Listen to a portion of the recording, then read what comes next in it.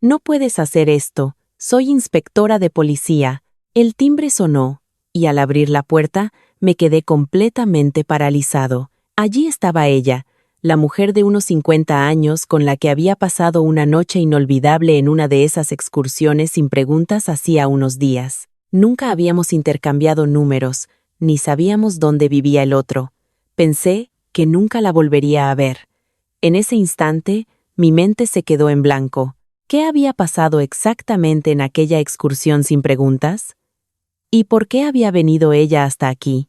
A partir de ahora, les contaré la historia de aquel día que puso mi vida patas arriba, una vida que hasta entonces transcurría monótona. Mi nombre es Ricardo, y este año cumplo 65. Vivo solo cerca del puerto de Valencia, un viudo corriente y moliente. Desde joven me dediqué al comercio de mariscos. Me levantaba a las 4 de la mañana y, en la oscuridad de la madrugada, me dirigía al puerto para cargar cajas de pescado. Bacalao, sardinas, gambas, pulpo, he tocado de todo. Trabajé sin descanso hasta que mis manos se agrietaron, y de repente, 30 años habían pasado volando. Ahora mi cuerpo ya no es el de antes y me he retirado, pero vivo cómodamente con los ahorros de aquellos años.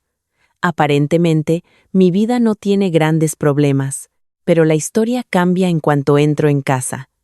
Esa sensación de que el mundo entero desaparece en cuanto cierro la puerta de entrada, ¿la conocen? Poner la televisión ayuda un poco, al menos se oye a alguien hablar.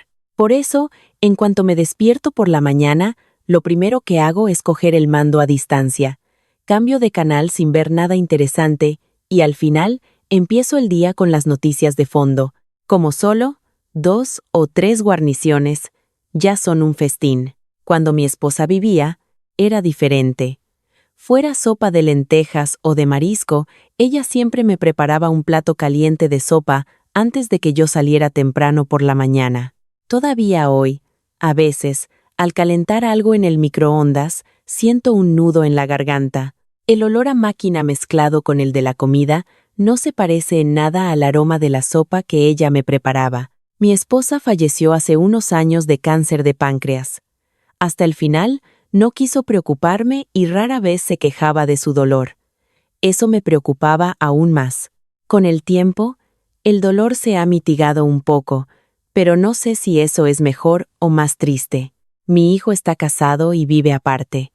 Es un buen chico, pero también tiene su propia vida. Nos vemos una vez en Navidad, otra en su cumpleaños. Me alegro de verle, y cuando se va, vuelve el silencio. ¿Qué puedo decir? Yo era igual de joven. A veces, paso días enteros sin hablar una palabra.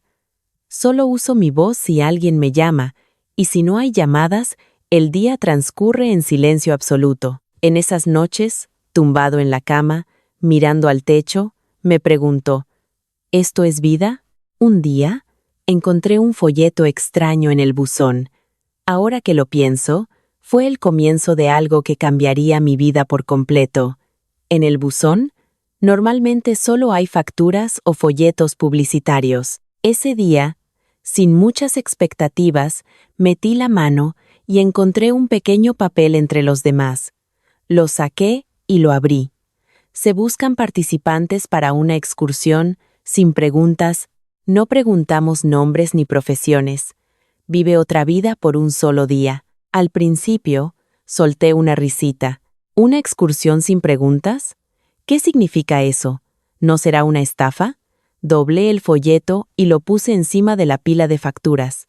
Luego entré en casa. Pero algo me pareció extraño.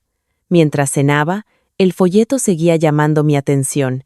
Incluso con la cuchara en la mano o viendo la televisión, mi mirada se dirigía a ese papel. Al final, después de recoger la mesa, volví a cogerlo. Leyéndolo detenidamente, decía que era una excursión de un día a la costa de Galicia y la regla era que los participantes no debían preguntar nombres ni profesiones. Vive otra vida por un solo día. Leí esa frase varias veces. Pensé que qué gran cosa podría ser otra vida, pero al mismo tiempo, me cruzó por la mente la idea de cómo sería poder vivir algo diferente a mi vida actual, aunque fuera por un breve tiempo. Esa noche, Mientras cenaba solo con mi sopa, me vino a la mente una pregunta. ¿Cuándo fue la última vez que cené con alguien? La última vez que cené con mi hijo fue probablemente en la última Navidad, y aún así, con mi nuera y mi nieto presentes, fue una comida silenciosa. Honestamente, no recuerdo cuándo me senté a la mesa con alguien para hablar tranquilamente mientras comíamos. Tomé otra cucharada de sopa y, sin darme cuenta, volví a coger el folleto. Había un número de inscripción. Debí de coger y dejar el teléfono al menos 3 veces. Pensaba, ¿qué estoy haciendo a mi edad? Y también, ¿no será incómodo ir solo? Pero al final, me dije, ¿y qué si es incómodo? Nadie sabrá quién soy ni qué hago de todos modos. Pulsé el botón. Contestaron al segundo tono. Confirmé la fecha, el número de personas, me dieron la cuenta para el ingreso y colgamos. Fue una llamada de apenas 3 minutos. Después de colgar, solté una risita para mí. Un hombre de 60 años apuntándose a una excursión sin preguntas. ¿Qué diría mi hijo si lo supiera? Pero, curiosamente, por primera vez en mucho tiempo, tenía algo que esperar. Pensé que simplemente iría a tomar el aire y relajarme.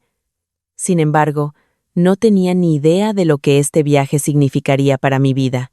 El día de la excursión, el punto de encuentro era delante de la estación de autobuses de Valencia. Llegué temprano y ya había varias personas esperando. Todos parecían tener entre 50 y 60 años, como yo. Algunos venían solos, otros en pareja. Lo curioso es que, aunque todos estaban allí incómodamente, nadie hablaba mucho entre sí. Como todos sabían de antemano la regla de no preguntar nombres ni profesiones, no sabían qué preguntar. Simplemente decían frases como, «Hace buen tiempo, ¿verdad?». El autobús era un pequeño autocar turístico.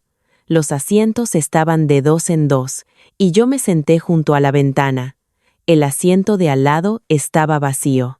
Justo antes de la salida, una mujer subió al autobús.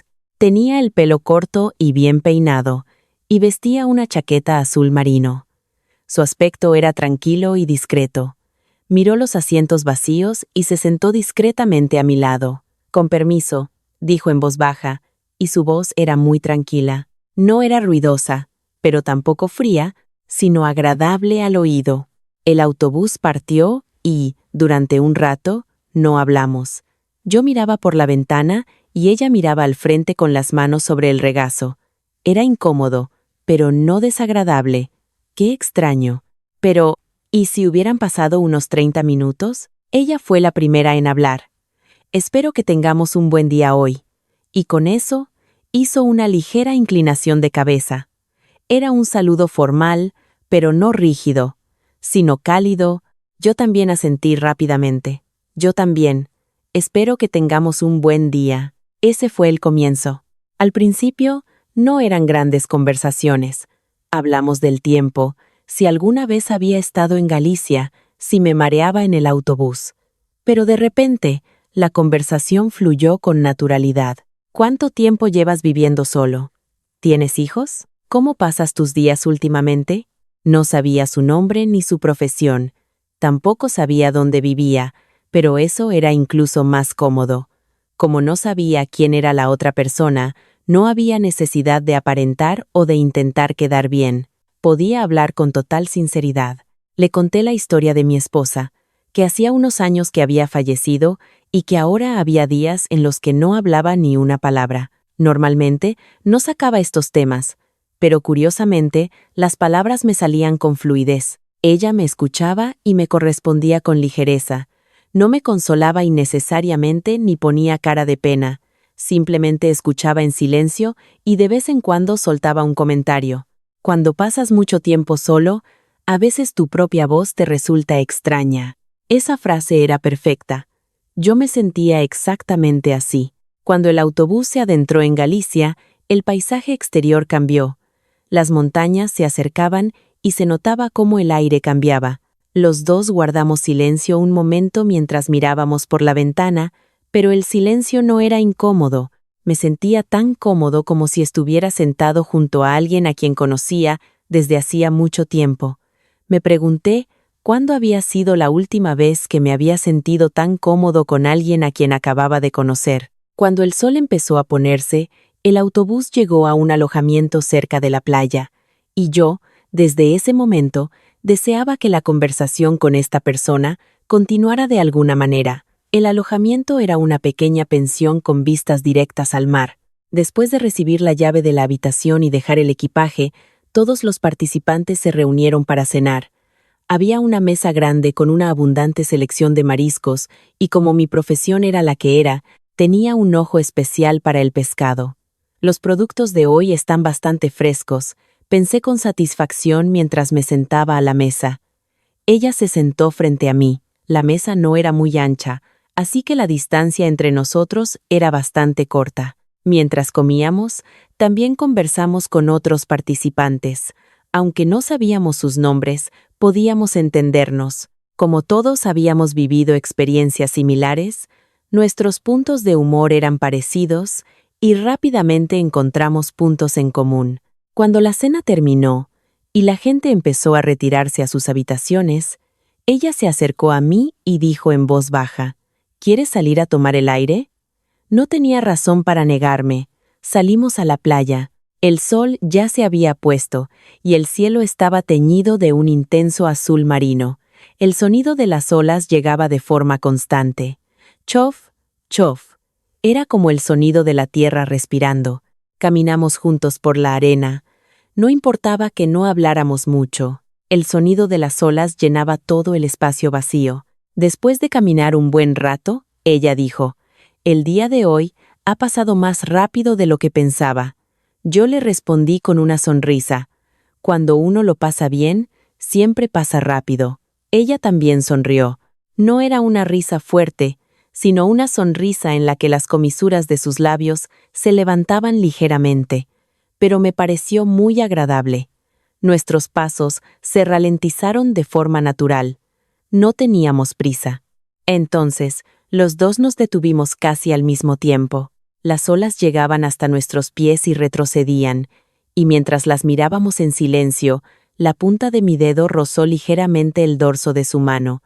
Pero ella no se apartó, yo tampoco me aparté, y ella tampoco lo hizo. Así nos quedamos un momento, inmóviles. Solo se oía el sonido de las olas, no fue nada del otro mundo.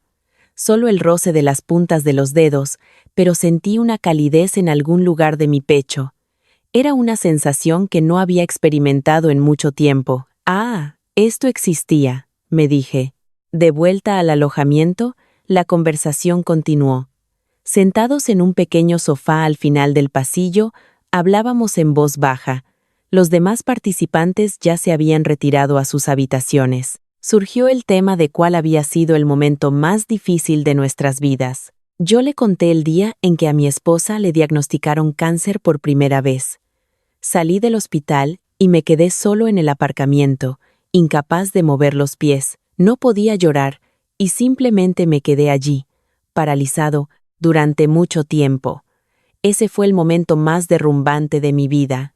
Ella me escuchó en silencio y, después de una pausa, dijo, «Para mí, los días en que no había nadie eran los más difíciles. A menudo me quedaba fuera hasta tarde a propósito porque no quería entrar en casa». Dijo que fingía estar acostumbrada a vivir sola, pero en realidad, eso era lo que más le asustaba. Yo la entendí. La entendí muy bien.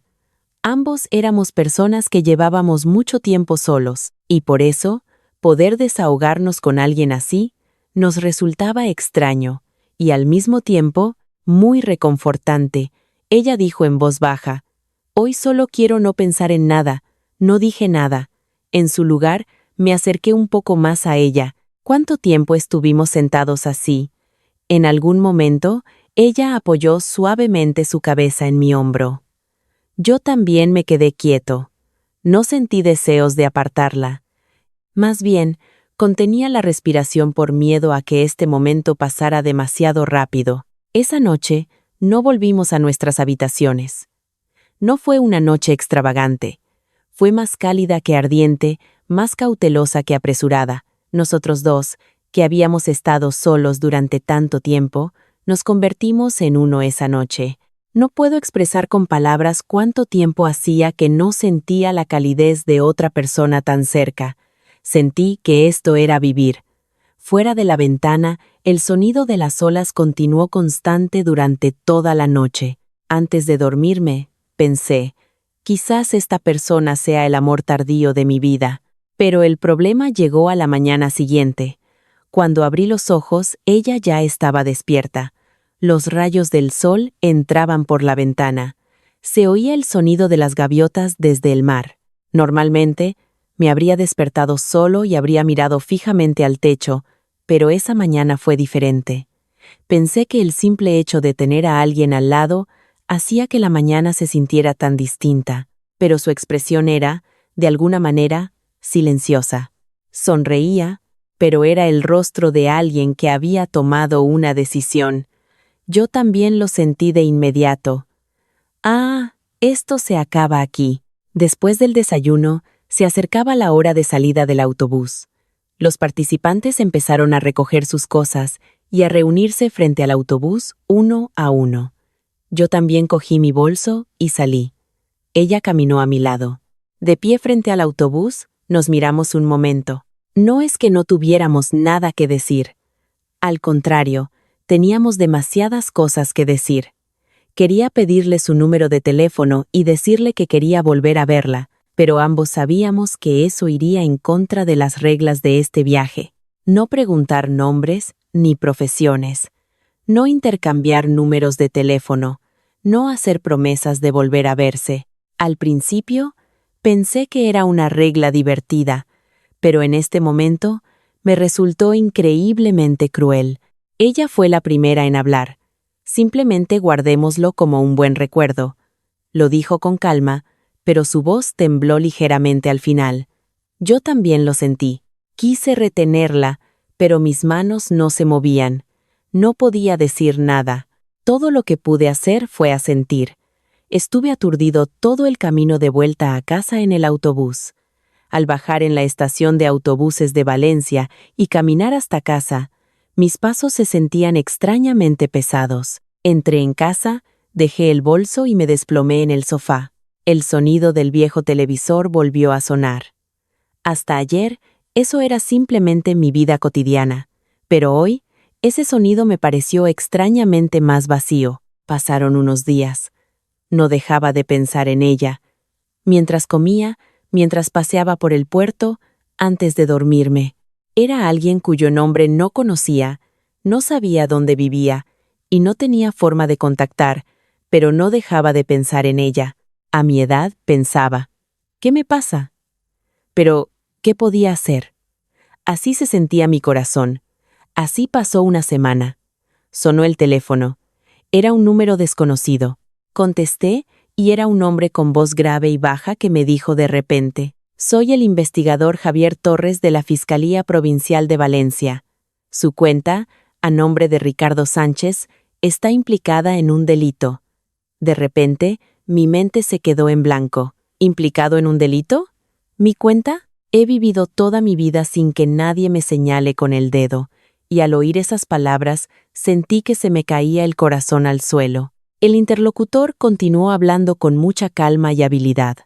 Se ha detectado que una cuenta a nombre de Ricardo Sánchez ha sido utilizada en un fraude financiero a gran escala. Si no toma medidas de protección de activos de inmediato, toda su cuenta podría ser congelada. La frase medidas de protección de activos me impactó. Mi cuerpo se tensó sin darme cuenta. ¿Yo he hecho algo mal? No es que haya cometido un error, sino que podría ser una víctima. Ahora mismo debe transferir el dinero a una cuenta segura. Si lo transfiere a la cuenta que le indicamos, se le devolverá la totalidad una vez finalizada la investigación. Su voz era tan convincente que parecía un fiscal de verdad. Sabía mi nombre, mi fecha de nacimiento y hasta el nombre de mi banco. Me pregunté cómo lo sabía, pero el miedo me invadió. Debe hacerlo ahora mismo. Si no lo procesa en una hora, todas sus cuentas quedarán bloqueadas. La mención de una hora me hizo sentir aún más presionado. Ahora que lo pienso, todo era una trampa. Me asustaban y me presionaban con el tiempo para no dejarme pensar. Pero en ese momento, no lo vi. Mi mente se quedó en blanco ante la idea de que los ahorros de toda mi vida quedaran bloqueados. Al final, hice lo que me dijeron. Abrí la aplicación del banco y transferí parte del dinero al número de cuenta que me indicaron. Aunque sentía cómo me temblaban las manos, creía que así podría proteger el resto de mi dinero. Al ver el mensaje de confirmación de la transferencia, di un suspiro de alivio. Pensé que ya estaría. El teléfono volvió a sonar 2 veces más. Cada vez me pidieron transferencias adicionales. No fue hasta la segunda llamada cuando empecé a sospechar que algo andaba mal. Pensé que si realmente era la fiscalía, ¿me pedirían que transfiriera dinero por teléfono? Cuando llegó la tercera llamada, no la contesté. Después de colgar, me quedé sentado en el sofá un buen rato. Me temblaban las manos, pero por una razón diferente a la anterior. Llamé al banco directamente para confirmar. Era tal como lo sospechaba. Mi cuenta no tenía ningún problema, y la fiscalía nunca se había puesto en contacto conmigo. Sentí como si me hubieran golpeado 3 veces en la nuca. Se me nubló la vista. Era una estafa, un típico fraude telefónico, y yo había caído en él. He pasado toda mi vida en el puerto, rodeado de todo tipo de personas, buenas y malas, y pensé que lo había visto todo, pero caí en una sola llamada de teléfono. La frustración era indescriptible. Durante varios días, sufrí en silencio. Si se lo contaba a mi hijo, me preocuparía, y también me daba vergüenza. A mi edad, si decía que había sido víctima de un fraude telefónico, ¿qué dirían? Pero sufrirlo solo me apretaba el pecho y no podía dormir bien. Al final, empujé la puerta de la comisaría. Mientras rellenaba el informe, mis manos seguían temblando. Era la primera vez que hacía algo así en mi vida. Después de presentar la denuncia, el camino de vuelta a casa se me hizo eterno. El dinero perdido era una cosa, pero la sensación de frustración y humillación no se podía cuantificar con dinero. Unos días después, sonó el timbre. Mientras me levantaba y me dirigía a la entrada, no pensé en nada en particular. ¿Será un paquete? ¿O el vecino de abajo? Solo eso. Pero al abrir la puerta, sentí que mi corazón se paraba. Allí estaba una mujer vestida de traje. Una chaqueta azul marino, pelo corto y bien peinado, ojos tranquilos. Era la misma persona con la que había caminado junto al mar en Galicia, escuchando el sonido de las olas. La misma persona con la que me había unido en silencio, esa noche estaba ahora de pie en la puerta de mi casa. Creí que estaba soñando. Mi mente se confundió al instante. ¿Qué hace ella aquí? ¿Cómo supo mi dirección? Y, más importante, ¿es esto real? Todo tipo de pensamientos me pasaron por la cabeza en menos de un segundo. Ella también estaba sorprendida. Al principio, estaba inexpresiva, pero al ver mi rostro, sus ojos temblaron ligeramente. Fue solo por un instante. Un momento que podría haber pasado desapercibido, pero yo lo vi. Vi el temblor en sus ojos, y luego recuperó la compostura. Hola, soy de la Unidad de Delitos Económicos de la Policía de Valencia. Y me mostró su identificación. Inspectora Isabel Soto. Mientras miraba su identificación, no pude hablar durante un rato. ¿Inspectora? ¿Ella era inspectora? La persona que se había sentado a mi lado en el autobús de la excursión sin preguntas y que había dicho que le daba miedo vivir sola, era una inspectora de policía. He venido a verificar algunos asuntos relacionados con el caso de fraude telefónico. ¿Puedo pasar? Su voz era completamente profesional. Era tan tranquila y firme que me pregunté si era la misma voz suave que había oído en la playa. Yo, aturdido, me aparté. Sí, adelante. Ella entró. Miró alrededor de la sala y luego se detuvo frente al sofá, mirándome. Yo también la miré. Ambos sabíamos que nos reconocíamos, pero ambos fingimos no hacerlo. El aire de la casa se volvió extrañamente pesado. Siéntese, por favor. Ella fue la primera en sentarse en el sofá. Sacó unos documentos y cogió un bolígrafo, adoptando completamente la postura de una inspectora. Yo me senté frente a ella. Apenas unos días antes, dos personas que se habían desahogado sentadas una al lado de la otra en el sofá de un alojamiento junto al mar, ahora estaban sentadas una frente a la otra como inspectora y víctima. Era una situación tan absurda que ni siquiera me salían las palabras. He revisado su denuncia. Necesito que me explique detalladamente la situación en el momento del fraude. Así comenzó la investigación. Ella se concentró completamente en su trabajo, la hora de la llamada, lo que dijo el interlocutor, la cantidad transferida, el número de cuenta. Preguntó y anotó cada detalle con meticulosidad. Yo también respondí con la mayor calma posible. Pero, sinceramente, la mitad de mi mente estaba en otra parte, preguntándome cómo debía tomarme esta situación. La investigación continuó durante un rato, y luego hubo un breve silencio. Ella levantó la vista de los documentos y me miró. Yo también la miré. Fue un silencio de 2 pulsaciones. Ella fue la primera en bajar la mirada. Volvió a los documentos y dijo en voz baja: «Gracias por su colaboración. Si surgen más preguntas, me pondré en contacto con usted». Al verla levantarse, pensé para mis adentros: ¿voy a dejarla ir de nuevo? Ella se dirigió hacia la entrada y se detuvo. Estaba de espaldas. Se quedó así un momento y luego se dio la vuelta lentamente. ¿Puedo preguntarle una cosa? Su voz era un poco más baja que antes. No era la voz de una inspectora. ¿Te sentiste muy decepcionado al bajar del autobús ese día? La miré un momento. Sí, me sentí increíblemente decepcionado. Respondí brevemente. Ella asintió una vez y luego abrió la puerta sin decir nada y se fue. Mientras miraba la puerta cerrarse, estuve pensando un buen rato por qué había dicho eso antes de irse. Pasaron unos días. Tal como había anunciado, me llamó. Dijo que tenía algunas preguntas adicionales. Esta vez me pidió que fuera a la comisaría. Fui sin quejarme. Sinceramente, no era solo por el caso. Cuando la vi en la comisaría, seguía siendo ordenada y tranquila. Profesional, quiero decir. Pero después de que terminó la investigación y estaba organizando los documentos, dijo con naturalidad: «¿Has comido?». Yo también respondí con naturalidad: «Todavía no he comido». Eso fue todo, pero terminamos sentados uno al lado del otro, en una tasca de cocido, cerca de la comisaría. Es difícil explicar cómo sucedió, simplemente se dio de forma natural. Pedimos 2 cocidos y nos sentamos uno frente al otro. Al principio no hablamos. Solo se oía el sonido de las cucharas. Ella fue la primera en hablar. Lo de aquel día, yo tampoco lo esperaba. Dejó la cuchara y dijo: «Llevo más de 20 años como inspectora, y fue la primera vez que salí en una de esas. Después de escuchar tantas mentiras de los criminales cada día, en algún momento sentí que había perdido la capacidad de confiar en la gente. Quería vivir un solo día como una persona normal». Yo solo escuchaba en silencio. Pero aquel día, después de bajar del autobús, me sentí extraña durante un tiempo. Intenté olvidarlo, pero no pude. Al oír esas palabras, sentí un nudo en el pecho.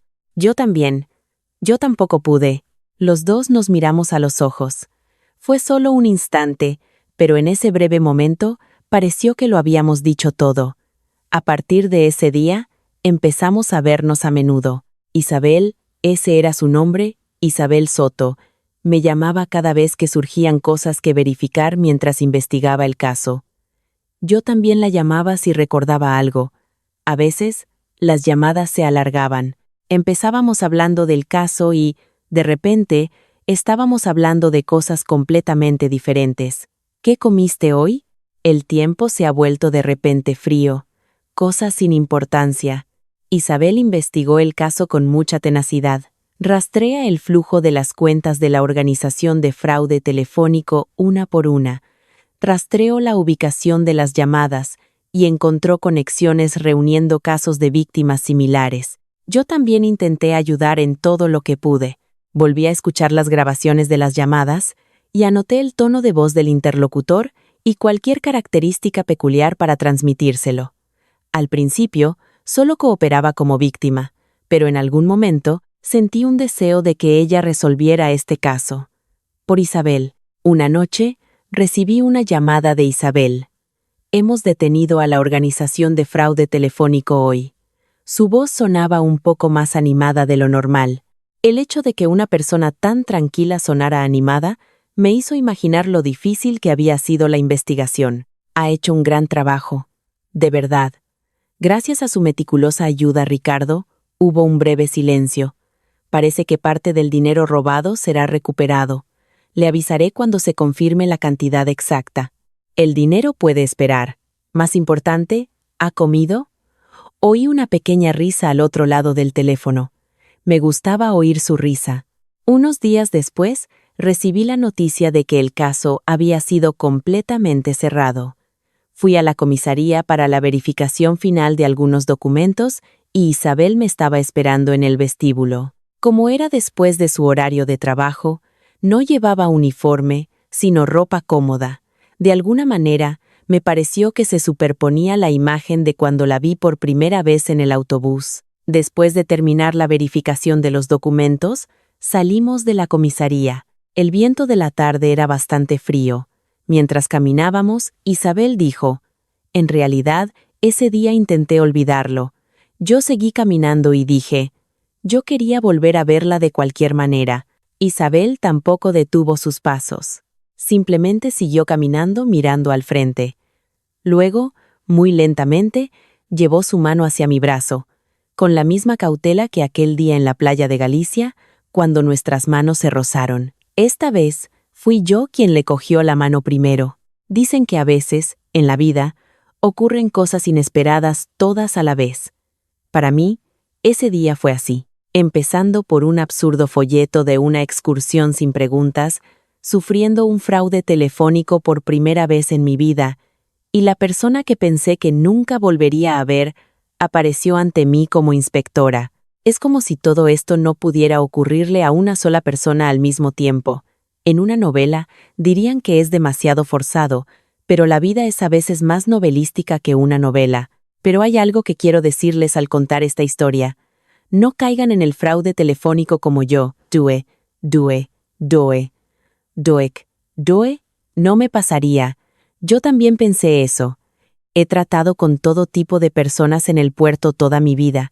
He visto a buenas y malas personas, y me sentía seguro, pero caí en una sola llamada de teléfono. Los fraudes telefónicos de hoy en día son de otro nivel. Saben su nombre, su número de identificación y hasta su banco. Además, usan títulos pomposos como fiscal o policía para asustarle y presionarle con el tiempo, sin dejarle pensar. Isabel me dijo más tarde: ¿sabes qué es lo más aterrador de esa gente? Que no te dan tiempo para pensar. Te asustan y te presionan, y te hacen tomar una decisión en ese estado. Tiene razón, ni la fiscalía de verdad, ni la policía de verdad, ni las instituciones financieras de verdad te pedirán que transfieras dinero por teléfono. Nunca. Si recibes una llamada que te parece extraña, cuelga de inmediato. Pregunta primero a tu familia y luego llama a la institución correspondiente para verificarlo. Esa única verificación puede proteger los ahorros de toda tu vida. El dinero se puede volver a ganar, pero esa herida dura mucho tiempo. La humillación de haber sido estafado, el arrepentimiento de ¿por qué hice eso? Se quedó en mi corazón durante mucho tiempo. Y otra cosa, conocí un nuevo amor a los 63 años. Algunos dirán que a esta edad qué amor puede haber, pero la vida es más larga de lo que parece y el amor a veces llega tarde. A mí me pasó así. Isabel sigue ocupada estos días. Dice que llegan decenas de casos de fraude telefónico al día. Cuando ella vuelve a casa del trabajo, yo le preparo un plato de sopa caliente, sopa de lentejas o de marisco. Yo, que durante mucho tiempo solo calentaba en el microondas, ahora estoy frente a la olla. No sabía lo cálido que podía ser el corazón al hacer algo por alguien. Quiero decirles algo a los que están solos ahora. No piensen que ya es tarde. Yo también lo pensé. A mi edad, ¿qué amor puede haber? Pensé que simplemente viviría en silencio y luego me iría. Pero no fue así. Un folleto absurdo cambió mi vida. Por supuesto, no les digo que vayan a una excursión sin preguntas. Simplemente les digo que no se rindan demasiado pronto. Si cierras la puerta, el amor tampoco podrá entrar. Ábrela un poco, nunca se sabe por dónde ni cómo entrará. El mismo momento en que piensas que ya es tarde, podría ser el comienzo de una nueva historia.